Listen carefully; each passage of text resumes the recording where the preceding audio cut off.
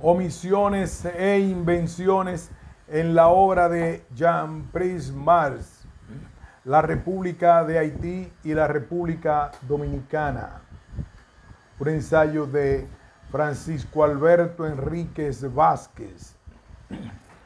Una deuda indigna y perturbadora. Era un hecho histórico indiscutible que la independencia dominicana de 1844 no solamente se llevó a cabo enfrentando las pretensiones del gobierno encabezado por el general Charles Herard de mantener a nuestro pueblo sometido a la dominación haitiana, sino venciendo también la política injerencista de Francia, hábilmente manipulada por su ministro de Relaciones Exteriores de entonces, François Guizot, dirigida a mantener parte de nuestro territorio antes y después del 27 de febrero de 1844,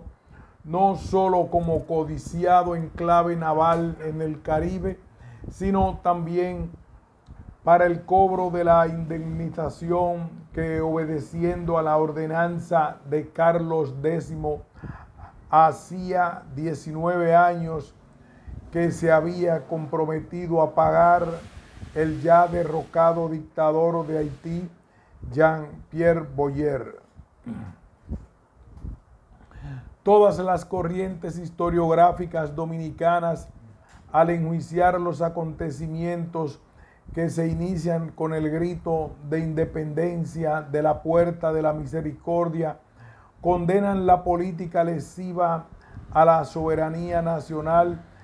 trazada entonces por el antiguo funcionario de Boyer, Tomás Bobadilla y Briones, seguido del grupo de oportunistas que logró apoderarse de la dirección de la Junta Central Gubernativa, integrado por José María Caminero, Francisco Javier Abreu y otros, a los que muy pronto se les sumó Pedro Santana, cuyas gestiones antinacionales quedaron plasmadas en la representación del 8 de marzo de 1844, dirigida al cónsul de Francia en Santo Domingo, Eustaquio Gesserot de Saint-Denis, renunciando en favor de esa potencia a la soberanía dominicana sobre la península de Samaná y la gran bahía que lleva su nombre. Por otra parte, esa ha sido también la posición de la historiografía en Haití al enjuiciar las negociaciones que ese sector dominicano llevó a cabo en esa y otras situaciones posteriores, directamente derivadas de la nefasta herencia de la política exterior de Haití, tejida en sus relaciones con Francia mucho antes de que el pueblo dominicano proclamara su independencia, tanto de Haití como de Francia, siguiendo los dictados de Duarte y del movimiento trinitario que él impregnó del más diáfano patriotismo. Pero los historiadores haitianos, unánimemente al analizar las causas reales de esa búsqueda desesperada de ayuda exterior de la diplomacia dominicana, obvian adjudicarle cuál deberían de hacer honestamente tanto a la dictadura vitalicia de Boyer como a los sucesivos gobiernos que lo sustituyeron en el poder, toda la responsabilidad histórica que le corresponde en esa situación, en lo que se han especializado por lo contrario en el proyectar una falsa imagen del pueblo dominicano, presentándolo de espaldas a todo lo que significó una actitud digna y consecuente con la defensa de su soberanía, mientras que por lo contrario hacen aparecer al pueblo haitiano sin expresar la más leve crítica diferenciadora, jugando en todo momento el papel de campeón intachable de la lucha contra la injerencia de las grandes potencias en la isla.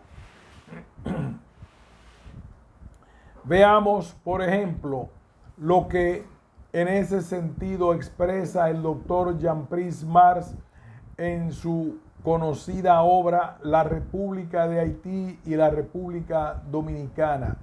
concepto que reitera machaconamente una y otra vez a lo largo del texto que conforma los 3 tomos de dicha obra en español. Dice el pasaje que hemos escogido, entre otros muchos, como expresión de la referida tesis. De todos modos, los tratados dominicanos con los agentes franceses para separar a su país de Haití, ofreciendo la cesión de la península de Samaná y sometiéndose voluntariamente y con regocijo al protectorado de Francia, nos pusieron frente al mayor peligro que hubo de cernirse nunca sobre la independencia haitiana. Y en dichas circunstancias queda probado el hecho de que el movimiento dominicano, para las 9/10 partes de los que lo provocaron, tenía por objeto, antes que la autonomía de la región de Oriente, la separación de dicha zona de la República de Haití. Se podría observar fácilmente que para Brice-Mars y sus seguidores, los dominicanos de 1844 no tenían una patria, sino una a duras penas vivían en la zona del este u oriente de la isla, convertida por obra y gracia de la invasión de Boyer de 1822, poco menos que en provincias de Haití llamadas Departamento del Cibao y Departamento de los Sama. Desde la época de la invasión de Toussaint Louverture de 1801. De ahí la necesidad, como legítima defensa de la dignidad del pueblo dominicano y su vocación de libertad, tan notoria o más que la del pueblo haitiano, ya que para hacerla válida tuvo también que luchar contra las pretensiones de dominio de Haití, rechazar por no corresponder a la verdad histórica esa pretensión de la historiografía haitiana de silenciar o minimizar la vocación del pueblo dominicano por la libertad y las gestas libradas en todos los terrenos y frente a todas las potencias del planeta por su independencia. Los artífices de tal impostura, por otra parte, borran de la historia de la isla el papel antinacional jugado en los países que la forman por la enorme deuda que el rey de Francia, Carlos X, logró imponer a Haití en el año 1825. Vale la pena insistir. El compromiso de pago de esa cuantiosa suma de 150 millones de francos constituyó una permanente amenaza a la existencia misma de la República Dominicana,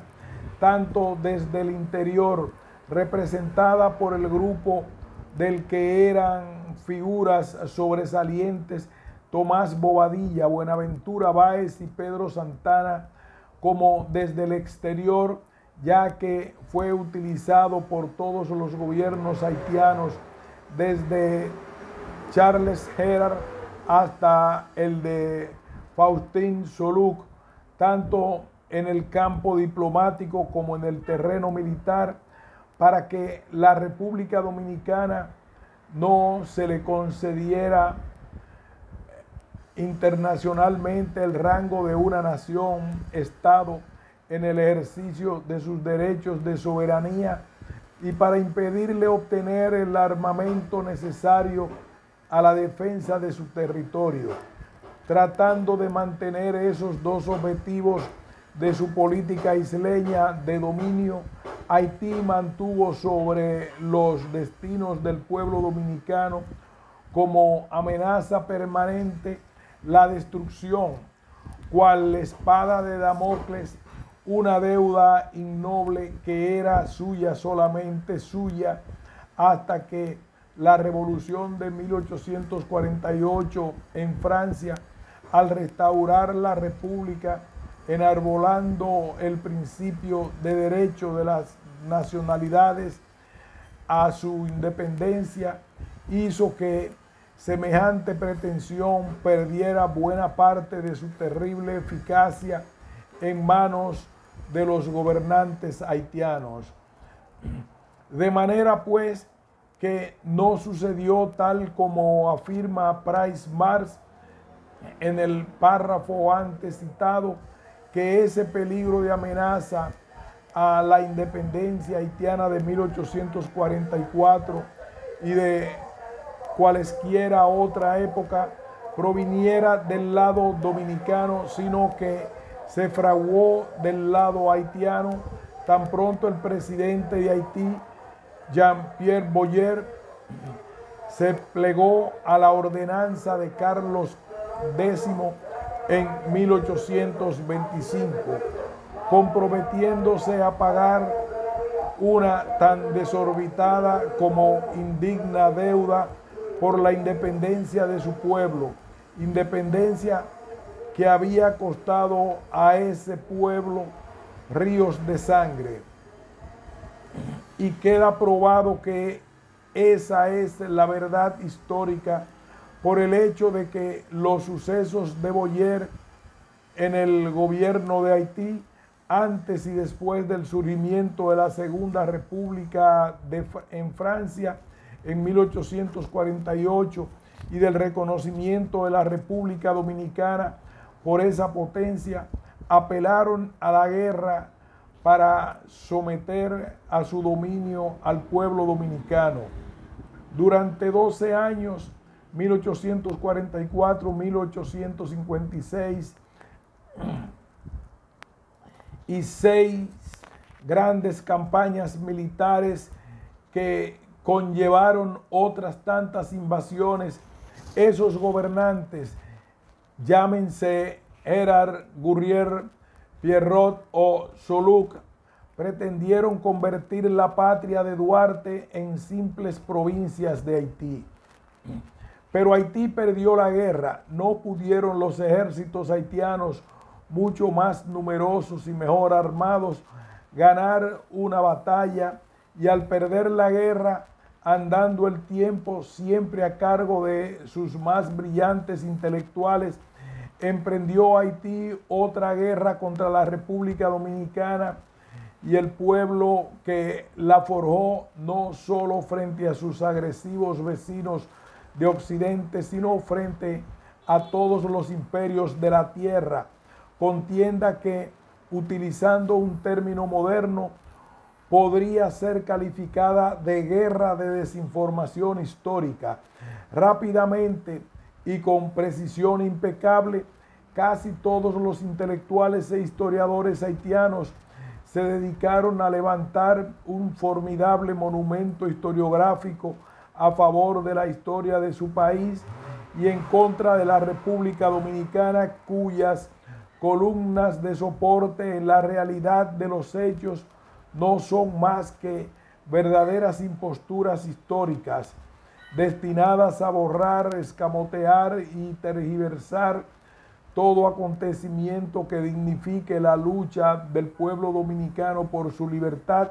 mientras por otra parte silencian o magnifican, según el caso, los errores y los aciertos protagonizados por el pueblo haitiano, dirigido por gobernantes ineptos y ambiciosos, como fue el caso de Boyer al plegarse a la ordenanza de Carlos X en el año 1825. Pero veamos en qué han consistido esas imposturas históricas representadas por otras tantas tesis. Señalaremos las más notorias y haremos hincapié en las más relacionadas con la pretensión de ocultar aquel hecho vergonzoso. 1. La tesis de que la historia haitiana comienza con el descubrimiento de la isla por los españoles en 1492 o cuando más tarde llegaron los primeros piratas franceses a la isla Tortuga en 1625. Tratando de lograr ese objetivo, ignoran o hacen creer que ignoran el hecho de las devastaciones de los años 1605 y 1606 y que la nación haitiana y el pueblo que la forma tienen su origen en aquellos piratas, todos normandos, oriundos de Francia. Ignoran o hacen creer que ignoran que el origen del pueblo haitiano no puede remontarse más allá de 1700, cuando el negrero Jean-Baptiste Ducasse, representante de la Compañía del Senegal,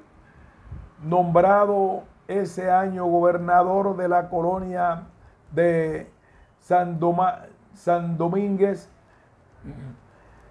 comenzó a llenarla de esclavos africanos. Se trata sin duda de un nuevo ardid destinado a presentar al pueblo dominicano ante los ojos del pueblo haitiano como usurpador del territorio que ocupa en la parte oriental de la isla. Segundo, la tesis del papel revolucionario jugado por Toussaint Louverture en la parte oriental de la isla al invadirla en 1801 y poner en ejecución el Tratado de Basilea. Para darle eficacia a esa tesis de la historiografía haitiana, se ha empeñado en ocultar la verdadera naturaleza del régimen implantado por Toussaint tanto en Saint-Domingue como en Santo Domingo, caracterizado por haber abolido la esclavitud legalmente, pero por haberla reimplantado de hecho al poner en vigencia un código de trabajo militarizado, por lo menos en la parte oriental de la isla. Resultó más oneroso y expoliador para las 2/3 partes de su población que el régimen que tenían establecido los españoles antes de Basilea. Veamos lo que realmente señalan los hechos al respecto. La política louverturiana en Santo Domingo, enmarcada entre el momento que cruza la frontera y se apodera de la parte antes española, 1801, y la llegada del ejército expedicionario enviado por Napoleón Bonaparte, 1802, para detener su carrera política y militar, se caracterizó por las medidas siguientes. Primero, abolió la esclavitud librando del dominio de sus amos a los 25,000 esclavos que había en Santo Domingo. 2. Implantó un régimen de trabajo forzado, militarizando todo el esfuerzo productivo, como ya se había hecho en Saint-Domingue. 3. Fijó a la tierra como siervos de la gleba, no solamente a los negros esclavos sino también a los 75,000 mulatos y negros libres que componían la mayoría de la población de Santo Domingo. 4. Mantuvo el vínculo colonial con Francia sin llegar a proclamar la independencia por ignorar la verdadera naturaleza de los acontecimientos que culminaron con el golpe de Estado del 18 Brumario.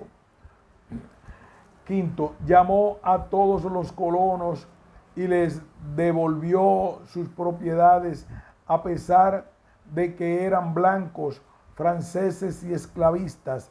y de igual manera confirmó la propiedad de los ateros de la parte oriental, mientras perjudicaba a los mulatos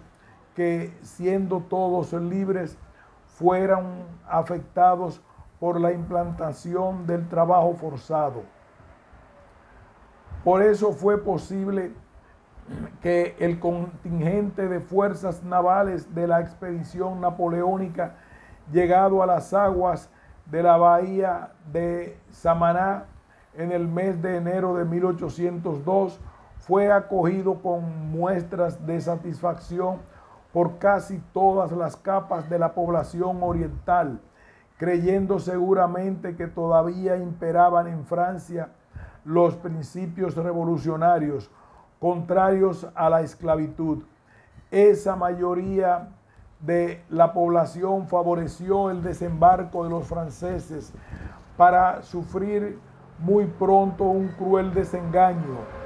toda vez que los generales Queversó y Ferrán, el primero en el sur, Santo Domingo, y el segundo en el norte, Montecristi, lo primero que hicieron al tomar posesión de ambas plazas fue implantar nuevamente la esclavitud. Pero veamos lo que Aimé Césaire, quien no tiene los mismos puntos de miras que la mayoría de los historiadores haitianos, dice en su obra Toussaint Louverture, donde vierte algunos artículos sobre el código louverturiano del trabajo forzado y sus efectos en aquella situación. Decía así en parte el referido código, comillas, ordeno categóricamente lo que sigue. Artículo primero. Todos los administradores, capataces y cultivadores están obligados a cumplir con exactitud su misión y obediencia a sus deberes, como lo hacen los militares. Artículo segundo. Todos los administradores, capataces y cultivadores que no cumplan con asiduidad los deberes que le impone el cultivo serán detenidos y castigados con la misma severidad que los militares que se apartan de los suyos, y tras el castigo sufrido, si se trata de un administrador, será enrolado en uno de los cuerpos que componen el ejército de Santo Domingo. Si es un capataz, será despedido de su empleo, empleado como simple cultivador, y para trabajar en el cultivo no podrá en lo sucesivo aspirar al empleo de capataz. Si es un cultivador o una cultivadora, será castigado con la misma severidad de un simple soldado y de acuerdo con la exigencia del caso. Artículo tercero. Todos los cultivadores y cultivadoras que están en la ociosidad, retirados en las ciudades, burgos o en otras haciendas que no sean las suyas, para sustraerse al trabajo del cultivo, incluso aquellos que después de la revolución no se hubieran empleado, se les intima a que vuelvan a sus haciendas respectivas. si en 8 días a contar de la promulgación del presente reglamento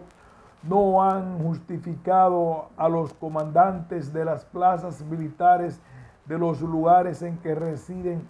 que profesan un estado útil que les permite existir, por supuesto, en el estado de domesticidad, no es considerado como estado útil. Por consiguiente, estos de los cultivadores o cultivadoras que abandonen el cultivo para alquilar sus servicios estarán obligados a volver a sus haciendas bajo la responsabilidad personal de las personas a quienes sirven. Se entiende por estado útil aquel que paga o podría pagar una contribución cualquiera a la República. Artículo 4. Esta medida necesaria para el bien general prescribe categóricamente a todo individuo que no es cultivador ni cultivadora justificar incontinenti que profesa un estado útil que le permite sustituir y que es susceptible de pagar una retribución cualquiera a la República. De lo contrario, y a la falta de ello, serán inmediatamente detenidos para ser incorporados en uno de los regimientos del ejército si son estimados culpables. En caso contrario, enviados al cultivo donde serán obligados a trabajar. Artículo 7. Los conductores y capataces de cada hacienda estarán obligados a dar cuentas al comandante militar de su vecindad y al comandante militar de su distrito de la conducta de los cultivadores y cultivadoras a sus órdenes. Y lo mismo para aquellos que se ausenten de su hacienda sin permiso, como igualmente de los cultivadores y cultivadoras que, aunque residiendo en sus haciendas, no quisieren trabajar en el cultivo, serán inmediatamente llamados y obligados a trabajar. De lo contrario, serán detenidos y llevados ante el comandante militar para ser castigados según la exigencia del caso. Los comandantes militares que no rindan sus cuentas a los comandantes de distrito y estos últimos a los generales a cuyas órdenes están, serán severamente castigados a la diligencia de dichos generales. Artículo 8. Los generales que manden en los departamentos me responderán de ahora en lo adelante de las negligencias que sean cometidas en los cultivos, y cuando recorriendo las diversas comunas y departamentos me aperciba de ello, solo los castigaré a ellos por haberlas tolerado. Artículo 13. Encargamos a los generales que manden a los departamentos, a los generales y oficiales superiores que mandan en los distritos que valen por la ejecución del presente reglamento y de cuya ejecución los hago personalmente responsables. Quiero persuadirme de que su devoción en secundarme en pro de la prosperidad pública no será momentánea, ya que ellos están convencidos de que la libertad no puede subsistir sin el trabajo, dado el 20 vendimiario, año 9. Luego de dar a conocer estos artículos del Código Luberturiano del trabajo forzado, exclama Aimé Césaire: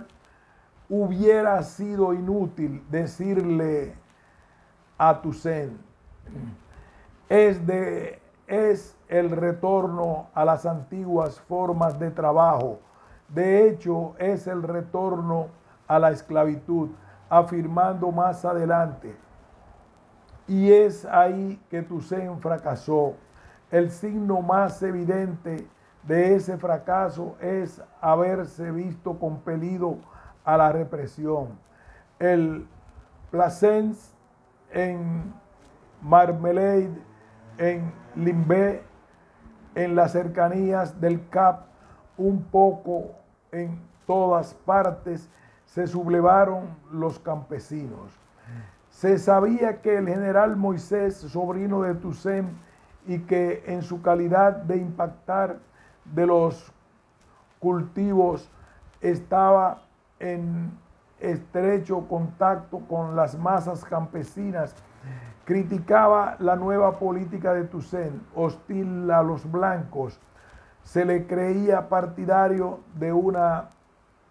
reforma agraria inmediata y del parcelamiento de las grandes posesiones. No faltó mucho para que la rebelión aclamara su nombre.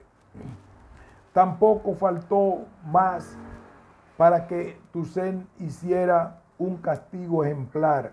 La rebelión fue sofocada. Moisés, aunque había participado en la represión, fue detenido, llevado al Consejo de Guerra y fusilado. En pocos días volvió a entrar en el orden, pero la advertencia era grave para Toussaint. En víspera de un acontecimiento decisivo, se había manifestado una evidente rajadura en el sistema. Ese acontecimiento decisivo que menciona Aimé Césaire fue la expedición napoleónica de 1802 y resulta evidente frente a la resistencia de los propios acompañantes de Toussaint, incluyendo a su sobrino Moisés, que los mulatos, pardos, negros libres, morenos, de la parte oriental de la isla, invadida solo un año antes por el jefe negro, no vieron ningún progreso hacia la libertad en su régimen, sino por lo contrario, un retroceso a un sistema que los trataba como esclavos al estilo francés, situación a la que no estaban sometidos bajo el dominio español, ni siquiera los peor tratados. 3. La tesis del llamamiento a los dominicanos a Boyer en 1822, casi siempre acompañada de otra igualmente falsa, sobre el carácter paternalista que tuvo su gobierno de 22 años, recientemente reforzada por la afirmación de algunos epígonos criollos de los historiadores haitianos, sosteniendo que lo que hizo fue unificar la isla para traer el progreso a los dominicanos.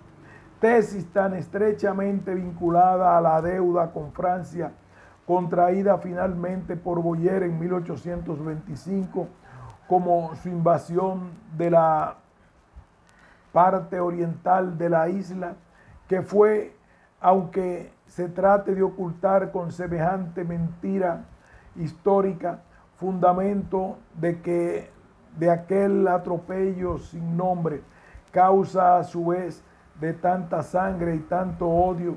levantados como barreras infranqueables, entró el pueblo dominicano y el pueblo haitiano. Repetiremos aquí lo que ya hemos dicho innúmeras veces.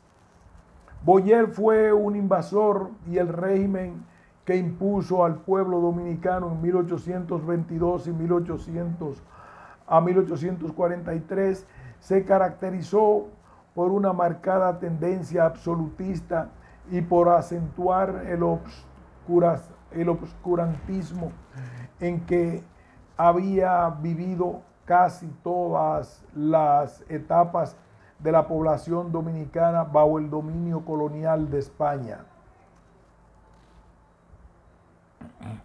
Boyer fue un invasor y el régimen que impuso al pueblo dominicano de 1822 a 1843, se caracterizó por su marcada tendencia absolutista y por acentuar el obscurantismo en que había vivido casi todas las etapas de la población dominicana bajo el dominio colonial de España. No es cierto, además, que Boyer fuera llamado por el pueblo dominicano para que suplantara el régimen que lograran instaurar José Núñez de Cáceres y sus seguidores al proclamar el Estado independiente de Haití español en 1821. Si damos por válidas las afirmaciones hechas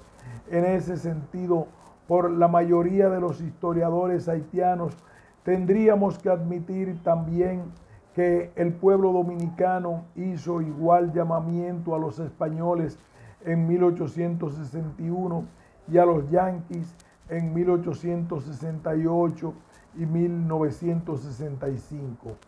Claro está que si realmente Boyer hubiera sido llamado por los dominicanos, no hubiera tenido que penetrar en el territorio dominicano seguido de un poderoso ejército de 20,000 hombres, como lo han hecho los invasores en todos los tiempos y en todas partes. Y en cuanto a los documentos sacados a relucir por el doctor Jean Prat-Mars en su citada obra La República de Haití y la República Dominicana, edición en castellano, TI capítulo 6, página 113 a la 136, documentos que el doctor Prat-Mars se cuida de publicar, por lo menos en facsímiles, tanto por las fechas que él les otorga como por el castellano en que están escritos, adolecen del más mínimo rasgo de autenticidad. Veamos algunas pruebas. Primero, José Justo de Silva, quien aparece rindiendo un informe a Boyer desde Santo Domingo, no pasa de ser un espía a sueldo, según se desprende de la forma en que brinda sus noticias al presidente invasor, propia de los confidentes traidores en todas las épocas y en todos los lugares. Segundo, excluyendo la adhesión de Montecristi, donde los agentes haitianos habían desarrollado su labor de zapa desde los días del gobernador español Quindelán, todos los otros pronunciamientos tienen fecha muy posterior al 1 de diciembre, cuando fue proclamado por el licenciado José Núñez de Cáceres el Estado independiente de Haití español, teniendo algunos, como los de Azua y Samaná, fechas del 21 de enero y 10 de febrero, respectivamente. Este retraso en unas adhesiones, entrecomilladas, que además se pretenden presentar como espontáneas, inclinan a pensar que ellas fueron fabricadas, impuestas y aceptadas para evitarle a las poblaciones las consecuencias del terror boyerista. 3. La redacción de muchos nombres en los llamamientos de Prat-Mars denotan la presencia de agentes boyeristas a la hora de su confección o de su envío, como cuando dicen Lexabón por Dajabón, donde aparecen entre los firmantes un tal Ainet sino es que en vez de un apellido o nombre, se trataba de una frase en clave de la gente que promovió esa adhesión. Porte Plate por Puerto Plata, donde aparece junto a Esteban Sánchez un tal Lepín, un tal Antonio del Campo, seguramente familia de José Campos Tavares, agente haitiano desde la época de Saliné. San Yagué por Santiago, en el documento enviado por Antonio López Villanueva a la Junta Provisoria en esta última ciudad como comandante de la fortaleza de Puerto Plate. Emilio Güero por Camilo Suero y Remigio Alcántara por Remigio Alcántara, entre los 8 firmantes de San Juan entre los 8 firmantes de San Juan de la Junta Municipal de Neiva, pro la Junta Municipal de Neiva, donde aparecen solamente 2 firmas, seguido de otro documento en el que se escribe también Neiva por Neiva con Y y a nombre de los verdaderos ciudadanos de la ciudad de Neiva con Y, que según parece eran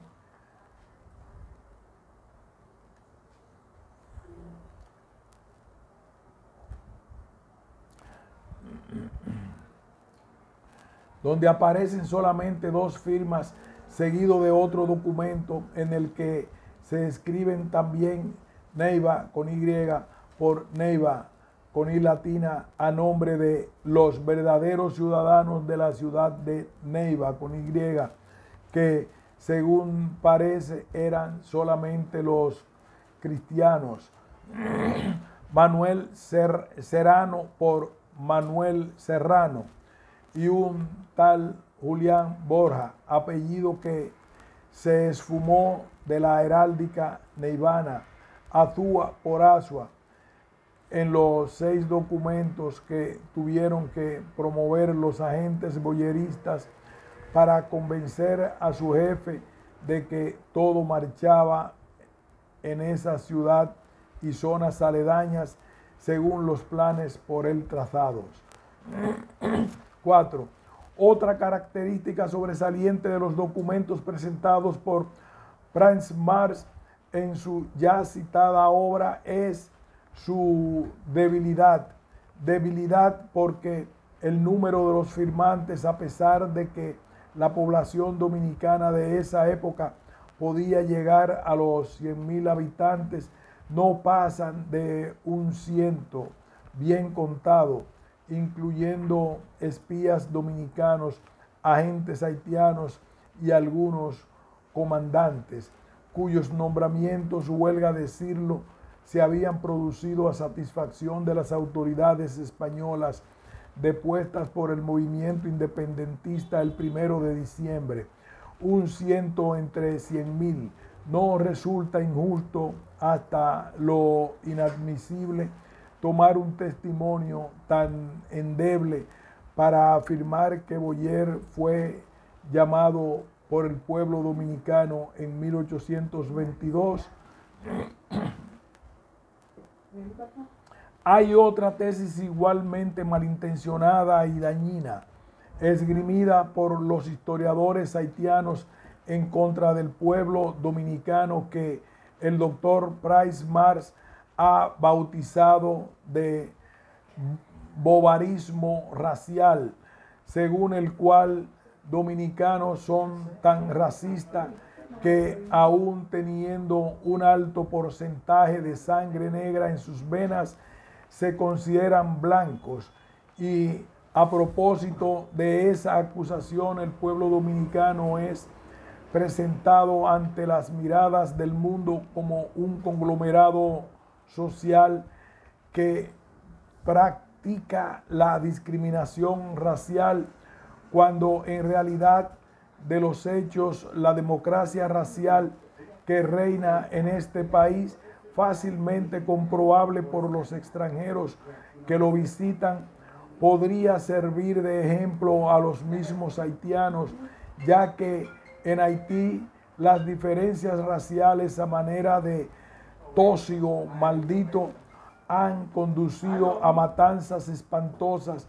llevadas a cabo por negros contra mulatos y donde el mulato vive en permanente enfrentamiento con relación al negro. Infortunadamente, la historiografía tradicional dominicana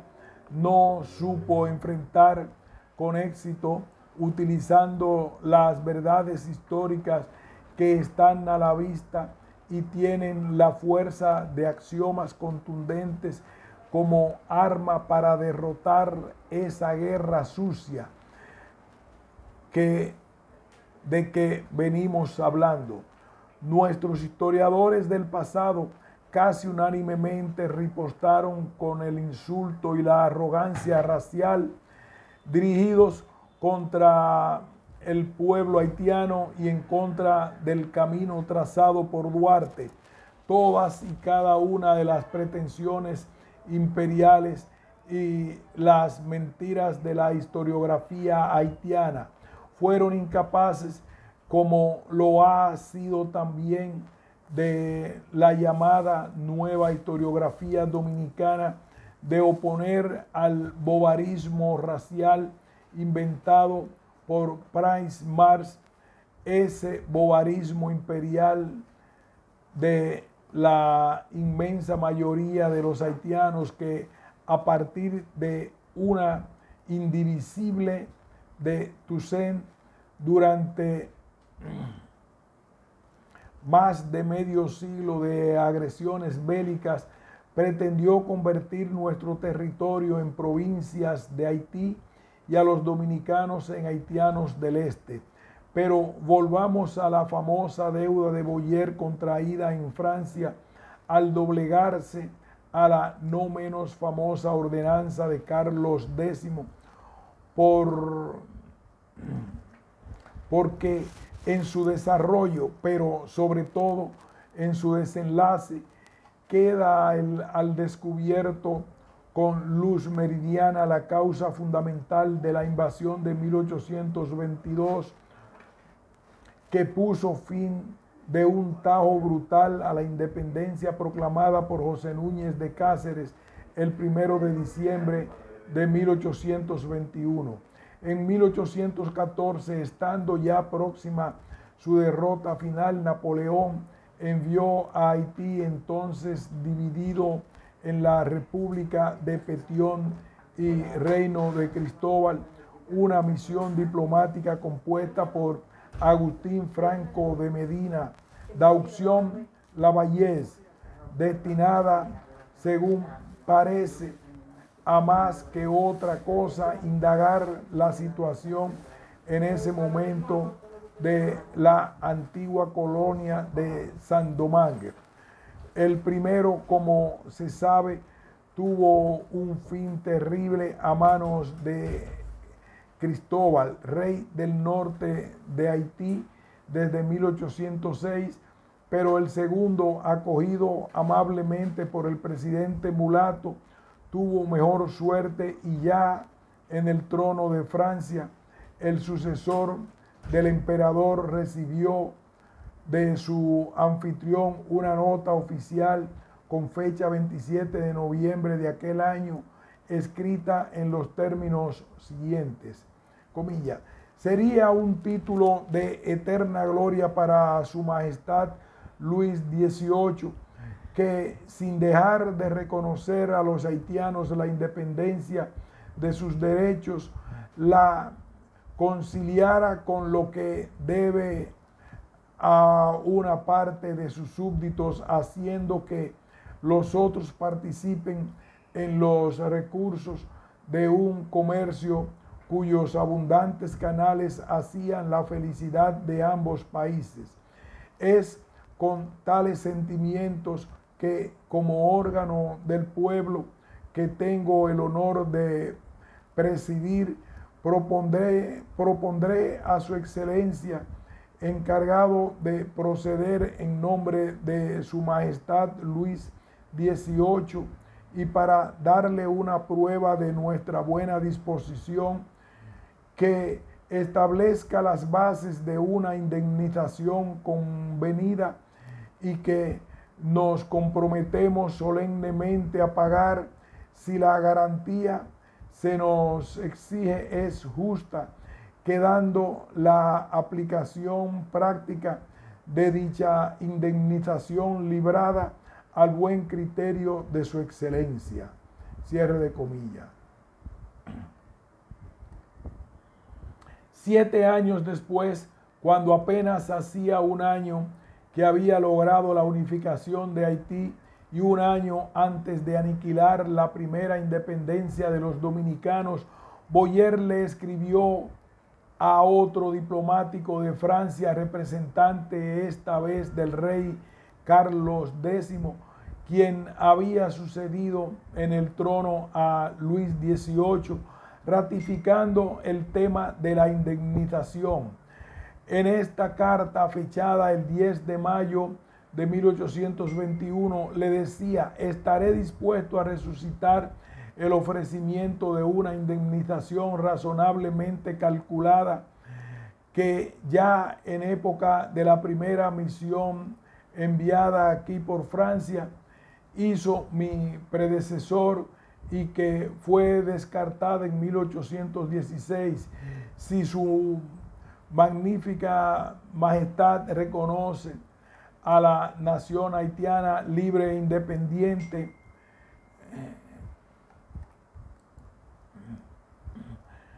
como lo es realmente. Pero no fue sino en la época de Solúk, antes de este proclamarse emperador, que todas esas turbias negociaciones en las cuales estaba involucrada el destino del pueblo dominicano quedaron puestas en evidencia como resultado de la revolución del 22 de febrero de 1848, que derribó la monarquía de Luis Felipe e instauró la Segunda República.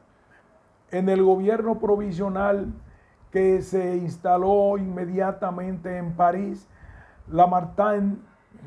ocupó la cartera de Relaciones Exteriores,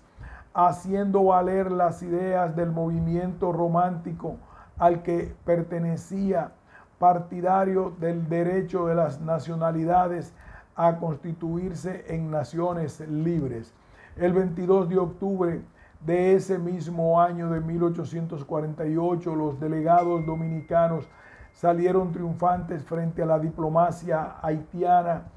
representada nada menos que por el historiador Babrún Ardoin, por un tratado de amistad, comercio y navegación. Francia reconoció y otorgó a República Dominicana el rango de nación libre, independiente y soberana. De nada valieron la inteligencia y la astucia de Ardoin como representante de Solúk ante las Tullerías ahora ocupadas por nuevos gobernantes. Nuestras representaciones, nuestras protestas y nuestras amenazas, dice Abel N. Leguer, habían sido vanas. Y luego pasa a explicar que desde antes de la última representación de Ardoin frente al gobierno provisional, ya la invasión del territorio dominicano estaba decidida. El 6 de marzo, sigue diciendo Leguer, a la cabeza de 18,000 hombres, Solúk se dirigía por Mirabelais hacia la frontera, en tanto que otro ejército del norte, bajo el mando del general Bobo, penetraba por el territorio insurrecto. es fácil darse cuenta que el autor que he citado ha estado llevándonos hacia la batalla de las carreras que él llama batalla de Ocoa y que representa, llámase como se llame, una de las más grandes victorias de las armas dominicanas frente a las sucesivas invasiones que pretendieron en vano destruir la república nacida del 27 de febrero de 1844 como única forma de utilizar las riquezas naturales de nuestro suelo y el esfuerzo productivo de sus habitantes, apetecida por los gobernantes de Haití para pagar la deuda que antes de serle impuesta por la ordenanza de Carlos X había sido sugerida por los presidentes del vecino país hermano, Alejandro Pétion y Jean-Pierre Boyer. Fin de este importantísimo ensayo.